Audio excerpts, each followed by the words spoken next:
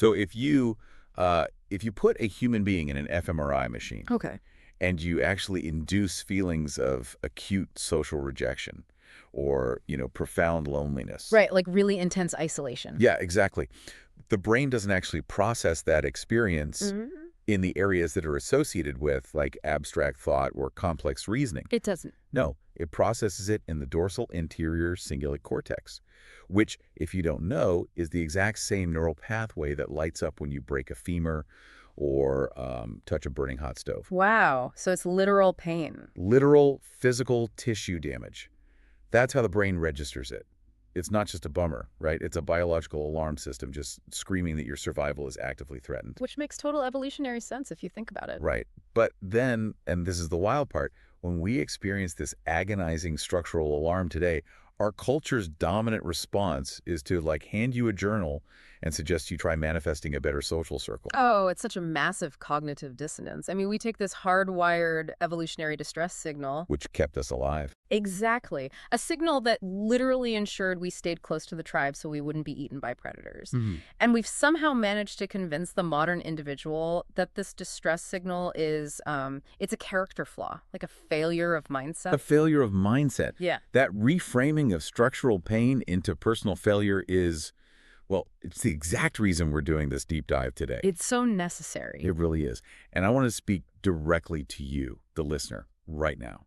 If you have ever felt that crushing weight of isolation, Which most of us have. yeah, if you've ever sat in a crowded room or a busy office or honestly even a marriage and felt entirely unseen, you might have concluded that you're just doing the work of healing wrong. That you're the problem. Right. You might think you're fundamentally broken. So our mission today is to tear that assumption down to the studs. We really want to get into the architecture of this. Exactly. We're going to explore in exhaustive detail exactly why you feel this specific brand of modern loneliness, why the traditional toolkit of self-help often just makes the isolation so much worse. Yeah, actively deepens it. And what a radically different systemic approach to mapping your own mind actually looks like. And we are drawing on a really fascinating, dense stack of material to accomplish this today. We have some heavy hitters.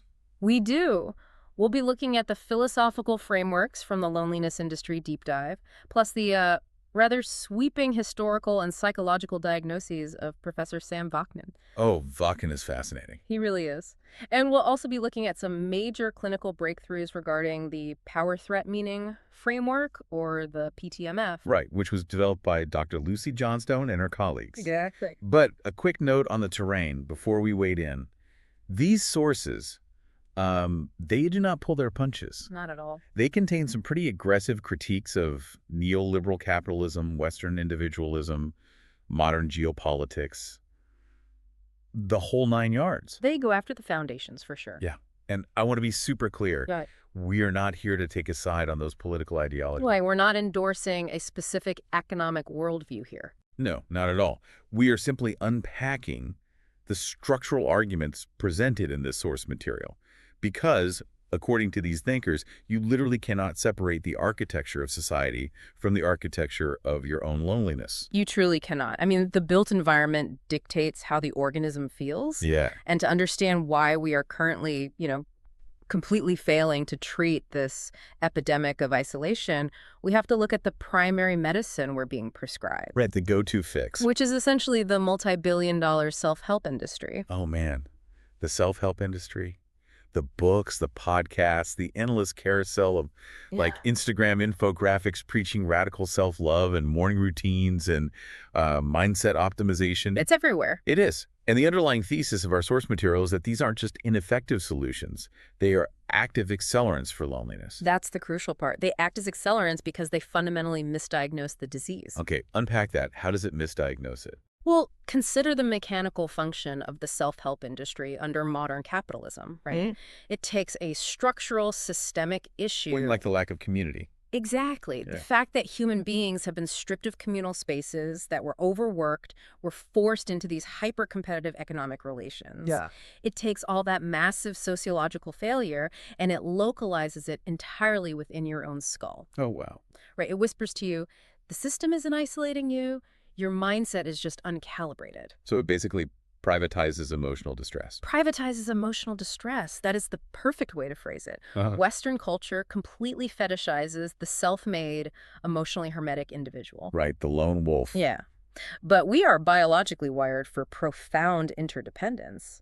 Yet we've built a society that views needing other people as, like, a liability. A weakness. So society isolates us structurally, and then consumer culture sweeps in to monetize the ensuing panic. It sells you the cure for the disease it engineers. Exactly. The sources recount this really compelling realization from someone who spent years trying every conceivable self-help hack for loneliness. Oh, yeah, the retreats and everything. The retreats, the journaling, the meditation apps, the works.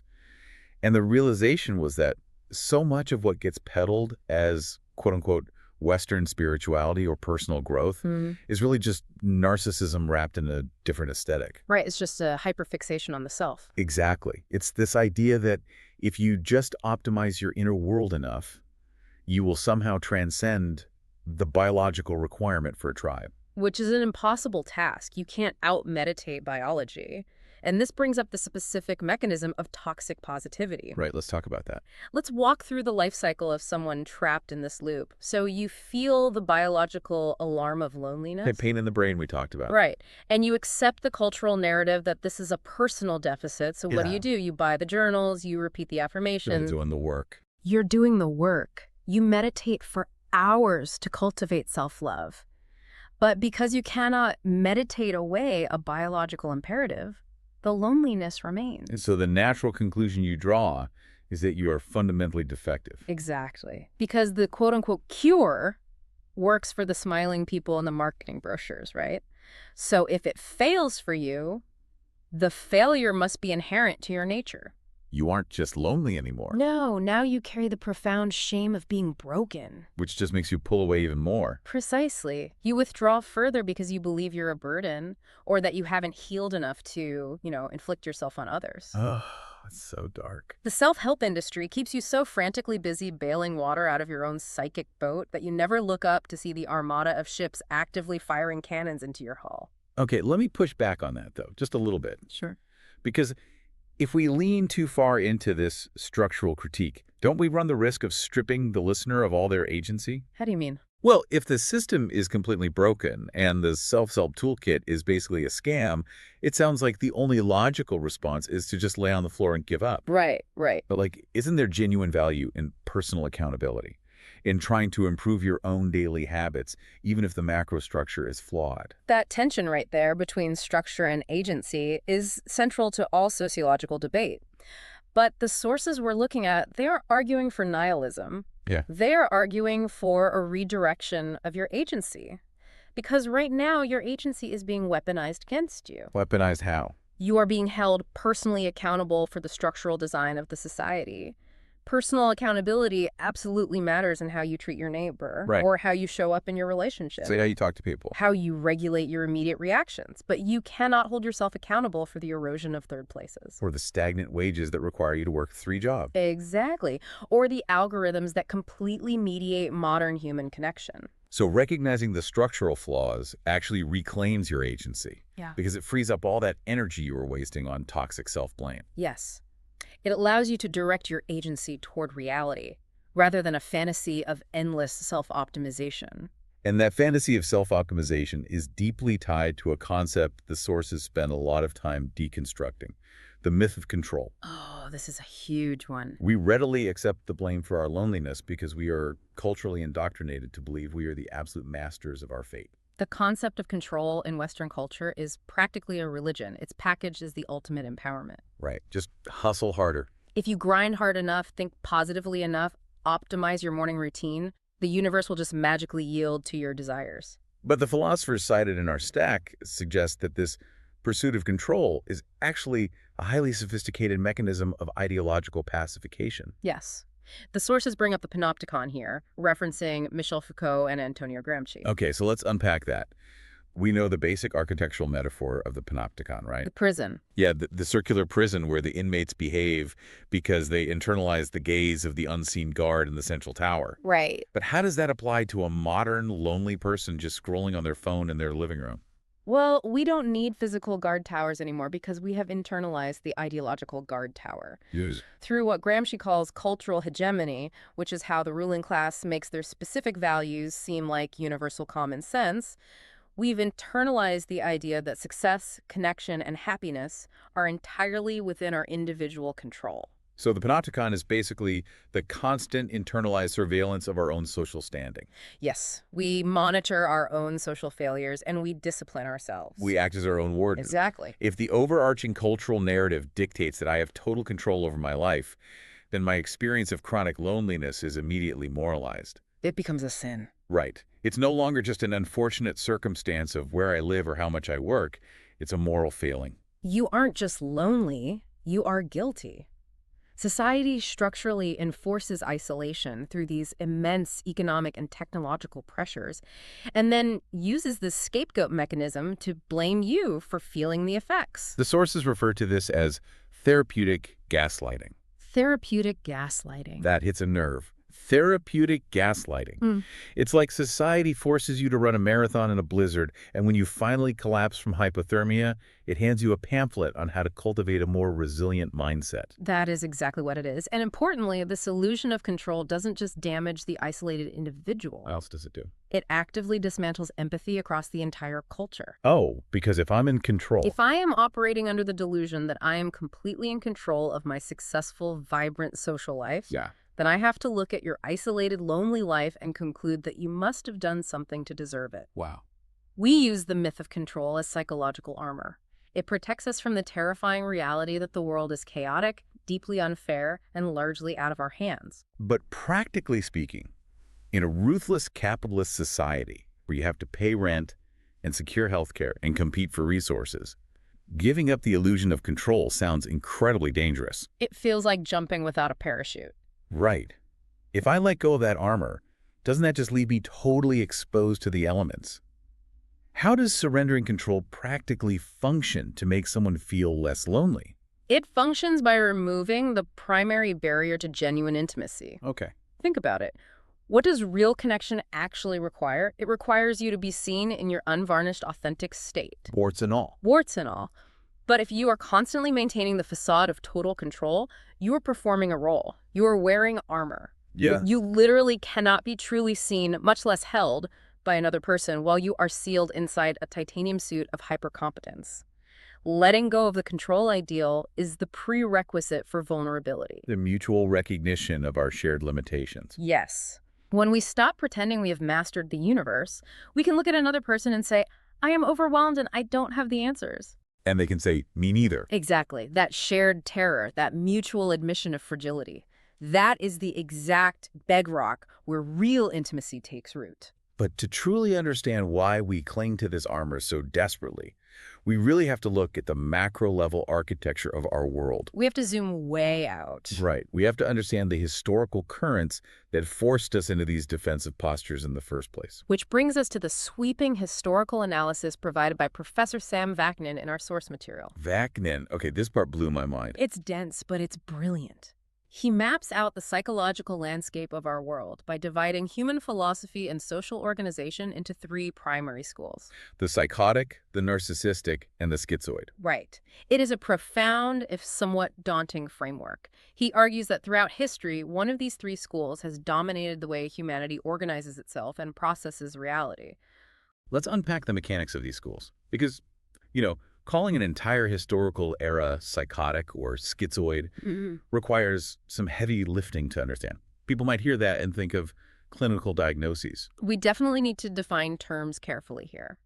When Vaknin refers to the psychotic school, he isn't using it as a casual pejorative or a clinical diagnosis for a person. Right. He is referring to a specific societal mechanism of dealing with reality. Magical thinking, and the projection of the internal world onto the external world. Okay, give me an example of that. Think of the Middle Ages. Internal concepts like morality, divine judgment, or the concept of God, they were perceived as literal, external, physical realities. Like a thunderstorm meant God was angry at you. Exactly. Those concepts were believed to govern the weather, the crops, human fate. The internal is mistaken for the external. That is the psychotic epoch. Okay, got it. And then there's the narcissistic school, which flips that dynamic entirely. Correct. The narcissistic school is characterized by treating external objects, people, and symbols as internal extensions of the self. So making everything about you. Yes. It is defined by grandiosity, entitlement, and the absolute hubris of believing the external world exists merely to regulate your internal emotional state. Okay, so how does that look on a societal level? You look at a nation state, a political movement, or even a romantic partner, and you don't see an independent entity.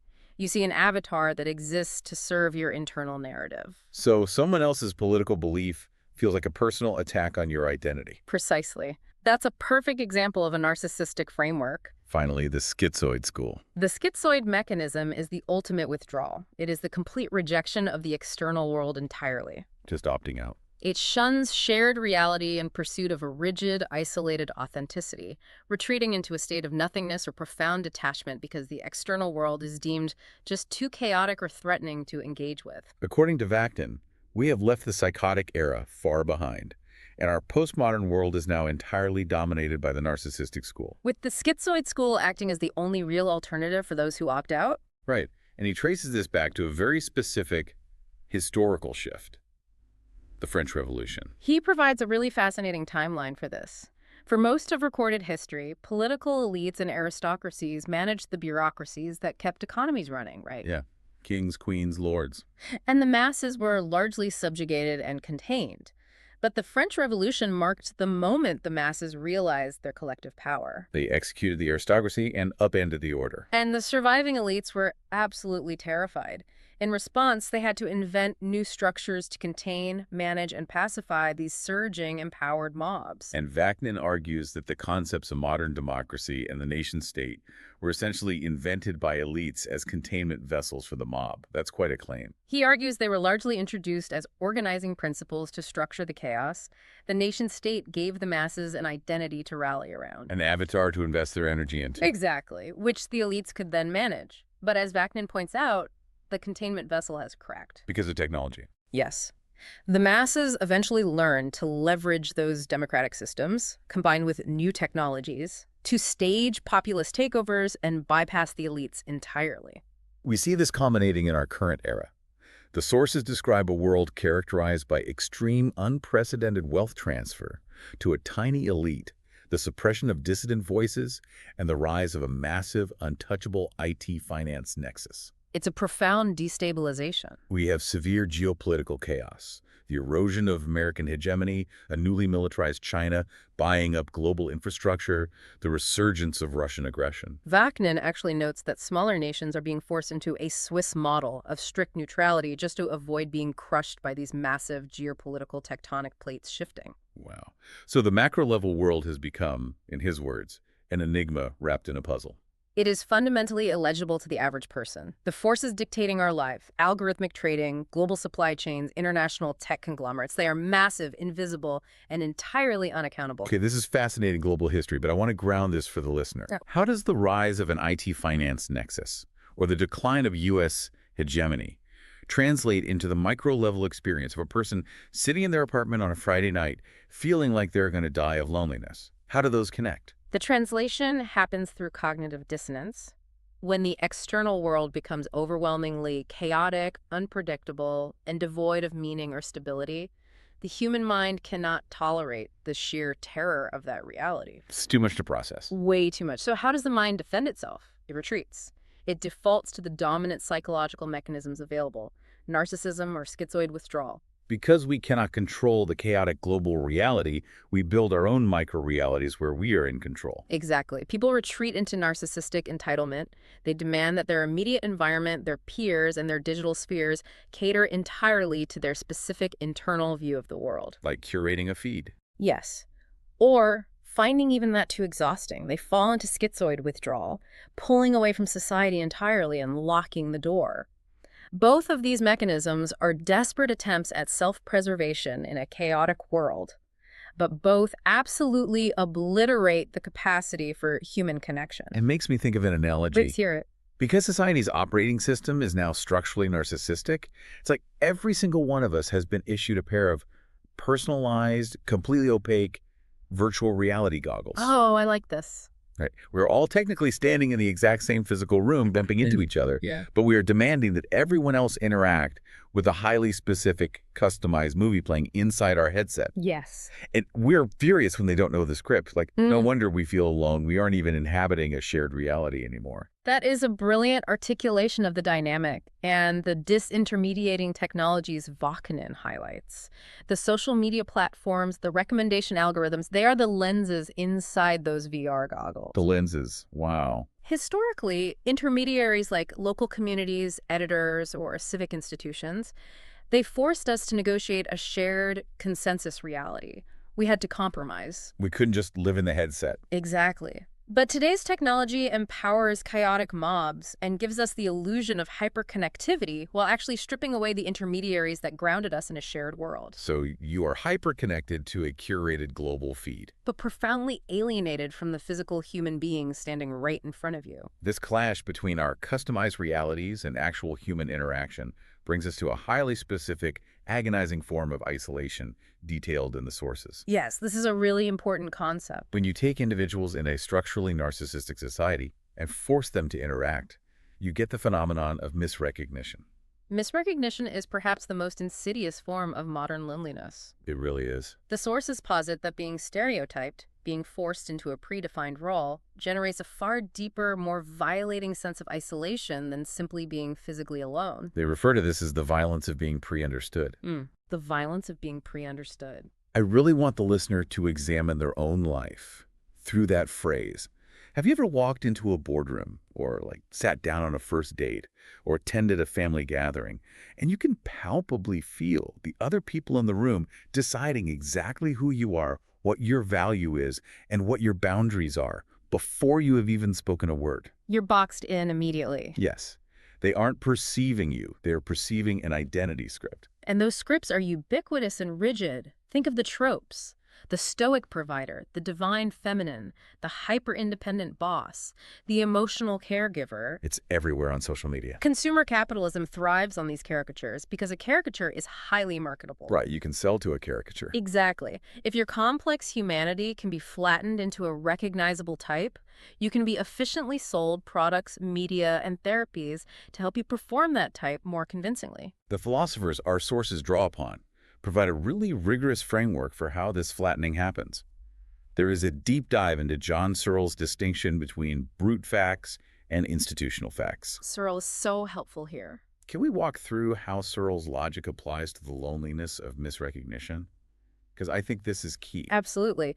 John Searle distinguishes between facts that exist independently of human observation, which he calls brute facts, and facts that only exist because human society collectively agrees to maintain them. Which are institutional facts. Right. So a mountain existing, or the biological realities of the human body, those are brute facts. But a $20 bill having purchasing power is an institutional fact. Because the paper itself is literally worthless. The paper is worthless. It only functions because we all participate in the shared illusion of its value. Okay, so how does this map onto our personal identities and our loneliness? The sources apply this brilliantly to concepts like gender and social roles. Biological sex involves brute facts, but the performance of gender, the societal expectations of how a man or a woman must behave, emote, and produce, those are institutional facts. Okay, that makes sense. Building heavily on the work of Judith Butler, the analysis reveals how capitalism forces us to constantly, exhaustingly perform these institutional facts. Because capitalism values what? It values perpetual competition, control, and absolute emotional self-sufficiency. Therefore, the roles we are forced to perform demand that we systematically hide our brute facts. We have to hide our vulnerabilities. Vulnerabilities, our exhaustion, our grief. We hide them in order to remain legible and valuable in the social marketplace. This connects directly to the references to Sarah Ahmed and Frantz Fanon in the source material. Oh, yes. Fanon's work on the mask. Right. Fanon wrote extensively about the psychological violence of the mask, the absolute agony of having to wear a socially acceptable mask just to navigate the dominant culture. It's a survival tactic that destroys you from the inside. And Sarah Ahmed's work on the feminist killjoy highlights the immense emotional labor required to maintain a smile and keep the social peace when the structure itself is suffocating you. The emotional labor is staggering. When connection requires you to wear a mask just to be understandable to the people around you, The resulting interaction isn't intimacy. No, it's theater. It is a highly choreographed performance. Mm-hmm. You are constantly monitoring your own behavior to ensure it aligns with the institutional fact of your assigned role. This reveals the core tragedy of misrecognition. Let's say someone falls in love with you or respects you at work, but they are only reacting to the caricature you are performing. The strong, silent rock, or the endlessly nurturing mother. Exactly. Do they actually love you? No. They love the script you are reciting. It's devastating. When people interact with the avatar of you, while the messy, complex, actual you remains hidden behind the mask, you are rendered completely unseen in plain sight. Surrounded by people but totally invisible. You can have 1,000 friends, a spouse, and a bustling career, and still be dying of loneliness because the real you has never been perceived. Never. But this raises a terrifying question. If society structurally mandates that we force ourselves into these pre-written roles just to survive and be understood, is genuine, unmasked intimacy even possible anymore? That's the million-dollar question. Right. Or are we all just doomed to be isolated actors, desperately falling in love with the performances of other actors? Genuine intimacy is still possible, but we have to recognize it for what it is under these current conditions. Yeah. A radical act of rebellion. A rebellion against the script. Exactly. It requires actively refusing the script. You have to risk being illegible to the other person. That sounds terrifying. It is. You have to risk the profound discomfort of them not understanding you immediately in order to show them your brute facts. It is terrifying because dropping the mask exposes you to absolute rejection. But it is the only known cure for the specific, suffocating loneliness of misrecognition. Okay, let's synthesize the terrain we have covered so far, because it is heavy. We've covered a lot. We have established that your loneliness is not a personal failure. It is a structural inevitability. It is fueled by a toxic cultural myth of control, driven by a macro-level systemic narcissism that traps us in isolated realities, and enforced daily through the exhausting performance of misrecognition. That sums it up perfectly. We are a species biologically wired for the village, living in an architecture designed to keep us in solitary confinement. So, how do we actually escape this? We need a new map. Exactly. Because, as we establish, buying another self-help book about mindset optimization isn't going to fix the architecture. No, it's just going to blame you for it. This is where the source material introduces a massive, hopeful paradigm shift. Thank goodness. It offers a radical alternative to the traditional psychological and psychiatric models we rely on. It's called the Power Threat Meaning Framework. The PTMF. Yes. Championed by clinical psychologist Dr. Lucy Johnstone. And the sources treat the PTMF not just as a new therapy modality, but as a complete epistemological break from how we understand mental health, distress, and isolation. It is a fundamental dismantling of the medical model. How so? Well, think about traditional psychiatry, which is codified in manuals like the DSM. It operates on the assumption of pathology. Right. If you present to a clinic deeply, chronically lonely, severely depressed, or riddled with social anxiety, the traditional model asks a very specific question. What is wrong with you? It interrogates the patient. Yes. It searches the individual for a broken mechanism, a chemical imbalance, or a faulty cognitive pattern. Right, it goes back to the medical imagery. It tries to find the jagged white line of the broken bone in your mind so it can categorize it. The PTMF argues that this approach is largely scientifically invalid and deeply harmful when applied to emotional distress. Invalid. Yes. It completely discards the question of what is wrong with you, and instead it asks a profoundly more accurate and compassionate question. Which is? What happened to you? What happened to you? Just hearing that shift in framing, it feels like a massive relief of pressure. Because it shifts the locus of the problem from internal pathology to external context. Right. The PTMF posits that psychological distress, including the profound, agonizing ache of chronic loneliness, is not a symptom of an underlying mental illness. It is a completely comprehensible, rational, and biologically appropriate adaptation to threats. Let's dig deep into that word, threats. Because when we hear threat, we think of a physical danger, like a tiger in the brush. Right, an immediate physical danger. But in the context of modern society, the threats are far more insidious, and they are intimately tied to power. The framework explicitly links psychological distress to the operation of power. The sources challenge us to examine how the very concept of mental illness is often wielded as a tool of power. Oh, that's interesting. Who gets to decide what constitutes a normal baseline of human functioning and what is labeled disordered? It calls to mind that quote often attributed to Krishnamurti. It is no measure of health to be well adjusted to a profoundly sick society. A perfect quote for this. If you exist in a system that demands you work 60 hours a week just to afford basic shelter, perform a rigid, exhausting identity script, and mask all your vulnerabilities, and your biological reaction to that system is to feel crushed by loneliness and anxiety, is your reaction the pathology, or is the system the pathology? The PTMF argues the system is the threat. The sources provide excellent examples of how power operates structurally today. Like what? We are governed by algorithmic recommendation systems, corporate hierarchies, and institutional norms that determine who gets seen, whose knowledge is considered legitimate, and who gets access to resources. All invisible structures. Yes. If your livelihood, your social standing, or your basic ability to be understood by your peers depends on contorting yourself to please these invisible structures of power, you are living under a constant low-grade threat. It is a practical, financial, and emotional threat to your survival. Precisely. And how you respond to that threat, whether you develop a protective shell of social anxiety, whether you withdraw completely into isolation, or whether you experience intense chronic loneliness, makes perfect sense. It's an adaptation. It is a survival tactic. You are adapting to a hostile environment. In the interviews with Dr. Johnstone, she draws a sharp distinction between two approaches, categorization versus curiosity. Yes.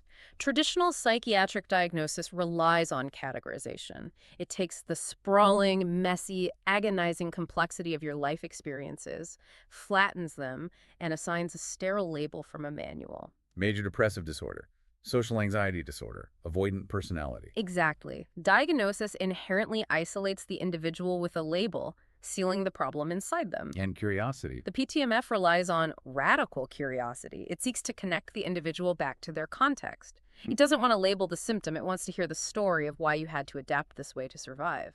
You know, I was trying to come up with an analogy for this shift because it is so monumental. Let's hear it. It is the difference between looking at a wilted, brown, dying house plant and diagnosing the plant with wilting syndrome and, like, creating a whole medical literature about the pathology of the plant's leaves versus just applying basic curiosity and asking, hey, has anyone actually watered this thing in the last month? Why is it sitting in a dark closet? That analogy holds up perfectly. If you place a living organism in a dark closet and deprive it of water, the wilting is not a disease. It's just reality. The wilting is the organism's biologically appropriate, correct response to an environment that cannot sustain life. Wow. The PTMF tells us that your chronic loneliness is the wilting. It is a healthy, functioning alarm system responding appropriately to an environment that has starved you of authentic connection. But knowing that intellectually and applying it are two different things. Oh, absolutely. If a listener is sitting there right now feeling exactly like that wilted plant in the closet, how do they start applying this radical curiosity to their own life? This brings us to the most actionable, transformative part of the deep dive. The PTMF provides a literal map for navigating your way out of toxic self-blame. The framework outlines a specific process for organizing your experiences based on 4 critical, sequential questions. Let's walk through this process in detail. How do we draw the map? The first question you must answer is, what happened to you? Okay. This is where you conduct a ruthless inventory of how power has operated in your life. You look at the environments you were placed in, both historically and currently. What does that look like in practice? What economic realities governed your family? What cultural scripts regarding race, gender, or class were forced upon you? This links directly back to the concept of misrecognition we discussed earlier. Exactly. You have to examine the roles that power sorted you into. Were you forced early on to be the strong one who never needs help? Were you marginalized because your brute facts didn't align with the dominant cultural narrative? Yes. You document the reality of the societal boat you were placed in. You establish the context. Then you move to the second question. How did it affect you? The impact. This is where you catalog the threats in the framework. You acknowledge the toll, the physical exhaustion, the hypervigilance, the fear of rejection, the profound feeling of being unseen. So you basically validate the wilting of the plant. Validate the wilting. Question 3 is where it gets really deep. What sense did you make of it? Or in other words, what did you conclude about yourself and the world? This explores the meaning aspect of the power threat meaning framework. Because humans are meaning-making machines. Exactly. If you were constantly misrecognized by your caregivers or society, did you conclude that you are fundamentally unlovable unless you wear a mask? Right. If you lived your whole life under the crushing myth of control and you still failed to thrive socially, did you conclude that you are simply a failure? This step exposes the exact mechanism of the toxic self-help narrative. Yes. How so? Because the self-help industry looks at your conclusion, the I am broken part, and says, yes, that conclusion is your problem. Just change your mindset. But the PTMF shows that your conclusion wasn't a failure of mindset. It was a highly logical, rational deduction based on the evidence of what happened to you. It is the only meaning a rational mind could extract from that specific set of circumstances. That's incredibly validating. Which leads us to the final and perhaps most liberating question of the four. What did you have to do to survive? What were your threat responses? Exactly. When faced with those power dynamics, those threats, and that meaning, how did you keep yourself alive? Like, did you completely withdraw from social events because the violence of being misrecognized was too agonizing to endure? Yes. Or did you develop a prickly, defensive, hyper-intellectual exterior to prevent anyone from getting close enough to see your vulnerability? Or did you become a chronic people pleaser, constantly morphing into whatever avatar the other person wanted just to ensure you wouldn't be abandoned? Yes. And here is the paradigm-shifting realization. Realizing that your current state of profound loneliness is largely a byproduct of these brilliant, necessary survival tactics. Right. It completely evaporates the toxic self-blame. It reframes everything. You aren't lonely because you are defective. You are lonely because the armor you had to put on to survive the battle has now rusted shut, and you are trapped inside it. That is incredibly powerful. The sources emphasize the immense power of disclosure and narrative in the PTMF model. Telling your own story through the lens of these four questions acts as a magnifying glass. It makes the invisible visible. It finally illuminates the invisible structures of power that have been dictating your life in the dark. When we start treating our own endings, our current state of isolation, our anxiety, our loneliness, not as personal moral failures, but as the logical, predictable conclusions to the environments we were placed in, we fundamentally alter our psychological landscape. We replace judgment with empathy. We replace harsh, punitive judgment with profound, radical empathy, both for ourselves and for everyone around us who was also wearing armor. I'm thinking about the practical next step for the listener. If we start seeing our loneliness not as a permanent flaw in our hardware, but as a map of the hostile terrain we've had to cross, what is the very first thing they should do when this deep dive ends? The very first step is to materialize it. Grab a physical piece of paper and a pen and actually write down your answers to those four questions. Don't just think about them. No, write them out. Do not censor yourself. What happened to you? How did it affect you? What did you conclude? What did you have to do to survive? Map the terrain. Look objectively at the roles you were cast into. Yes, without your consent. Once you see the map laid out in front of you, the seemingly chaotic landscape of your loneliness will finally, perhaps for the first time in your life, begin to make complete sense. We have covered an immense amount of intellectual and emotional ground today. We really have. We started at the neurological reality of physical pain and walked all the way through global geopolitical shifts down to the specific, quiet agony of a misunderstood conversation. It's all connected. Let's synthesize this journey. If you take away anything from our deep dive today, let it be this undeniable reality. Your loneliness is not your fault. It is not a deficit in your mindset. It is a predictable, rational, biologically sound outcome of a highly individualistic, structurally narcissistic society that actively sells you the myth of control while forcing you into performative, exhausting roles. And by rejecting the pathologizing, medicalized question of what is wrong with me, and courageously adopting the power threat, meaning framework's question of what happened to me, you can compassionately map the context of your isolation. You stop blaming the plant for wilting, and you finally start interrogating the soil. Interrogate the soil. I love that. Which brings us to one final thought. We spend so much of our lives running from the feeling of loneliness. We numb it, we scroll past it, we try to meditate it away, or we buy products to fix it. We treat it like an enemy invader. We fight it constantly. But we learned today that this feeling isn't an invader. It is your own biological alarm system working perfectly. The healing doesn't come from smashing the alarm. The healing comes from realizing you might finally be safe enough to take off the armor. That's beautiful. So I want to leave you with a provocation to mull over as you step back into your life today. The next time you feel a pang of that deep, aching, terrifying loneliness, What if you didn't immediately try to escape it? What if he stayed with it? What if you didn't try to fix it, suppress it, or immediately outsource the cure to the self-help industry? What if instead you just sat quietly with it? Just for a moment. What if you recognize that feeling not as a sickness, but as your mind's perfectly rational, deeply human rebellion against a profoundly disconnected world? Yeah. Maybe your loneliness isn't proof that you are broken. Maybe, just maybe, it is the undeniable proof that beneath all the armor and all the masks, you are still beautifully, stubbornly alive.